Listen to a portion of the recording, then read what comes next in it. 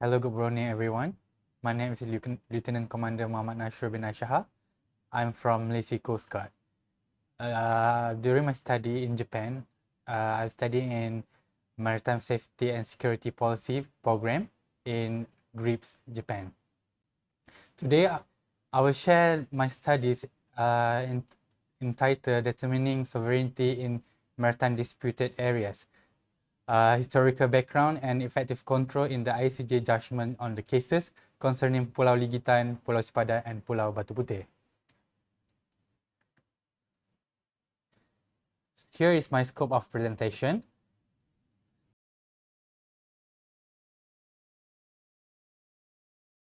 We start with the problem statements. In this modern era, how and why the territorial disputes may occur. In this study, I identify 4 important factors may lead to the territorial dispute. First, there's unclear boundary delimitation between one country and another.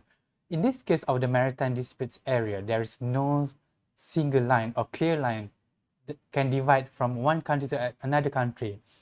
From the understanding of both countries and then from the treaty itself may not give a clear delimitation between these two countries. And second, there is no clear definition of the country's sovereignty. Secondly, according to the international law itself, there is no clear definition of the country's sovereignty. And then, during the colonial era, there is an unclear language used in developing the agreements or treaty between one country to another country or one colonial to the other colonial. So, because of the hard to understand of this language, maybe the treaty or the agreement must be misunderstood or misinterpreted. And then last but not least, the territorial dispute may arise because of the related to the culture, religion, ethnicity, and also the nationalism of the people itself. The objective of this study is to examine between historical background and effective control. And we try to answer what is the element of effective control itself. And then third, we try to identify the role of Malaysian Coast Guard, especially in order to perform the effective control. Here I shared briefly about the methodology. This is the quality paper, which is derived from the two ICJ's judgment in 2002 and 2008, which is Pulau Ligitan and Pulau Sipadan, and second, the Pulau Batu Putih. For the Pulau Ligitan and Pulau Sipadan, there is 2 countries involved in these cases, which is Malaysia versus Indonesia, and then Pulau Batu Putih for Malaysia versus Singapore. In order to complete the methodology itself, the timeline tracing is very important to understand how this case developed between Malaysia, Indonesia, and Malaysia, Singapore for the case of Pulau Sipadan and Pulau Ligitan. Okay, here we can see for the timeline tracing how these 2 cases develop between Malaysia, Indonesia, and Singapore. However, we have to assume that because there's only a ruling government, which is Barisan Nasional, so we assume that there is no policy changes from the early of the case up to the end of the cases. In the end of the study, we get to know that effective control is a deciding factor especially in the maritime disputes cases. However, to elaborate what is effective control, we found that there's 2 important elements, which is a legitimization of the law and then the implementation of the law itself. And then to carry out the element of the effective control, we found that there is a single agency in Malaysia, which is a Malaysian Coast Guard. And thirdly, Malaysian Coast Guard have a role in managing dispute in a maritime area. Because if we are referring to the MMA Act 633, there's there's a set of legal instrument they can carry out at the maritime dispute area. When we study about the historical background and effective control, I divided the case into two, which is A1, A2, A1 for Batu Putih, A2 for Middle Rock, and separately Pulau Sipadan and Pulau Ligitan, namely B. For the Batu Putih and Middle Rock, we can see there's two counterpart, which is Malaysia versus Singapore. In Batu Putih, Malaysia really rely and depending on the historical title only. However, effective control has been carried out by Singapore. I will discuss further what is effective control has been done by Singapore, and then the ICJ decided that Singapore win the Batu Putih. However, this is slightly different cases on the Middle Rock, which is a A2 case. For the Middle Rock, Malaysia has carried out the effective control as well as historical background. However, from the Singapore perspective, they already carry out the effective control on the Batu Putih, so that they assume that Batu Putih is connected to the Middle Rock. However, ICJ has decided that Malaysia won over the Middle Rocks. Moving on to the Pulau Sipadan and Pulau Ligitan cases. From here, we can see that Malaysia has carried out both effective control and depend on the historical background. But for Indonesia, they only depending on the historical background solely. So the ICJ has decided that Malaysia won over Pulau Sipadan as well as Pulau Ligitan. Next, we will evaluate what is the effective control elements has been carried out for the three cases. In case of the Pulau Batu Putih, for Singapore, they carry out the effective control by issuing permit for the Malaysian officer to enter the Batu Putih. Moreover, they also implement the law by maintaining the houseboat lighthouse, investigated shipwrecks at the area, as well as hoisted the Singapore flag. Unluckily, Malaysia, relying on the historical background, that there is no effort to show their control over the Batu Putih. As we discussed earlier, ICJ has decided that Singapore won over the Pulau Batu Putih.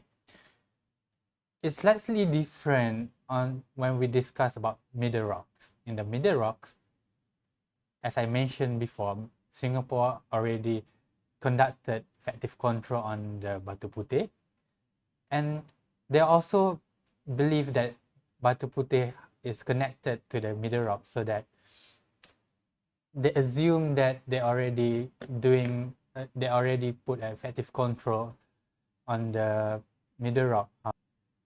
On the other hand, Malaysia enforced Fisheries Act 1985, and as well as I'll give a patrolling concession at the Middle Rock area. Court decided that the Middle Rock given to Malaysia. For the Pulau Sipadan and Pulau Ligitan, Malaysia continually carry out from British to enforce the Turtle Conservation Ordinance as well as the Bird Sanctuary. For the implementation of the law, they are maintain the lighthouse islands. Together, for Indonesia, they are only relying on the original title of Pulau Sipadan and Pulau Ligitan. As I told earlier, ICJ decided to award Malaysia for Pulau Sipadan and Pulau Ligitan. Next, we will examine why Coast Guard is important in order to exercise the effective control at the maritime dispute area. Malaysian Coast Guard has empowered with the MMEA Act, Malaysian Maritime Enforcement Agency Act at 663. There are several provisions that give power for Coast Guard to exercise the effective control at the Malaysian Maritime Zone. We can see the function of the agency at Section 6.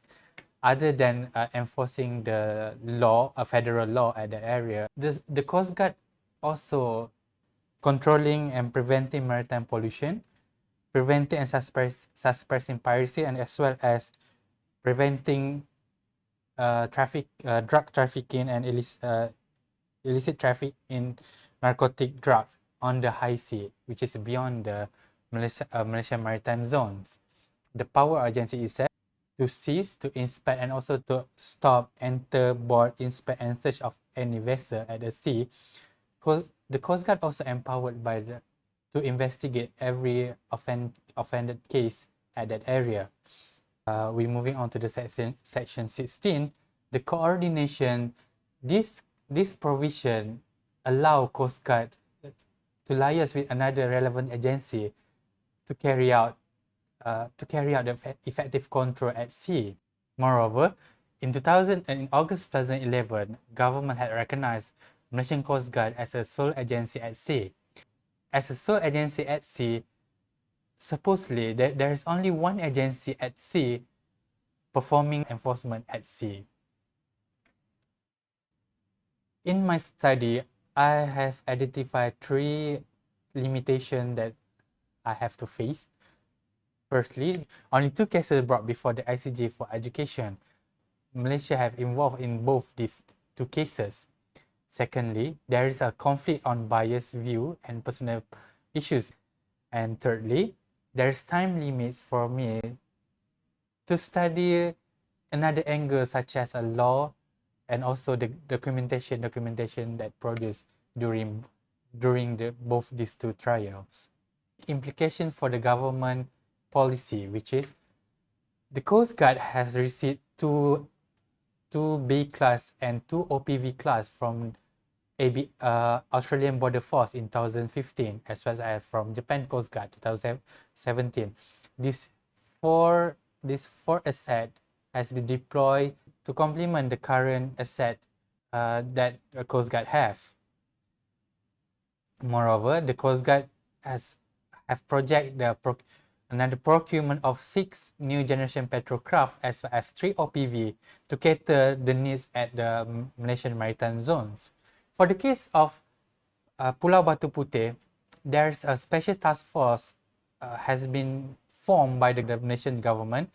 The government of Malaysia in 2019 has agreed and launched a new structure on the Middle Rock known as Abu Bakar Maritime Base, and learn from the mistake on the Pulau Batu Putih.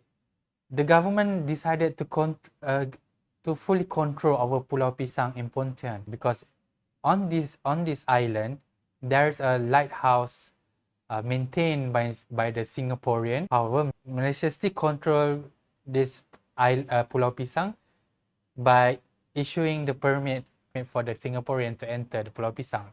Last but not least, government has encouraged the interoperability between Coast Guard and Navy in order to carry out effective control at the Malaysian maritime zones. The importance of these studies, in order to secure this country sovereignty, the country shouldn't merely depend on the historical background. The effective control play a vital role as a deciding factor. The elements in the effective control is legitimization and the implementation of the law.